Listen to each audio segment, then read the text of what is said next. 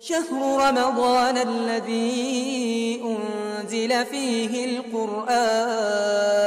به نام الله، حمد بر الله، درود و رحمت الله بر پیامبر. ماه رمضان این ماه رحمت است. هر یکی ما با چشم قلب رحمت پروردگار عالمیان را میبینیم.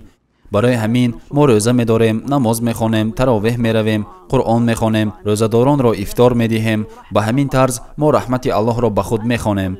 من به شما برادران عزیز میگویم، چون هر یکی ما سعی و تلاش داریم که بالای ما رحمت الله فرود آید، پس برای چی ما آن را سرعت ندهیم؟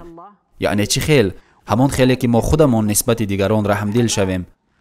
پیامبر درود و رحمت الله بر ایشان باد گفتند: رحم کنید به کسانی که در زمینند و رحم میکند بر شما کسی که در بالای آسمان هاست.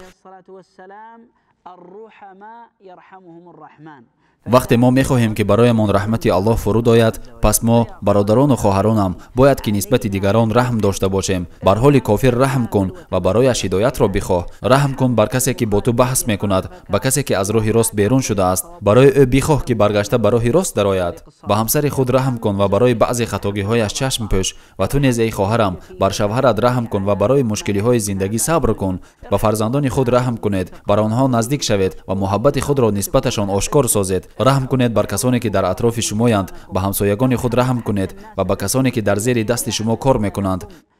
تنها به کمبودی های آنها نظر نکنید، بر آنها رحم کنید، کمک کنید با دعا کردن در حقشان، بر آنها موفقیت خواهید. از الله طلب آن را دارم که ما را رحمدل کند و رحمت خود را بالایمان فرود دارد.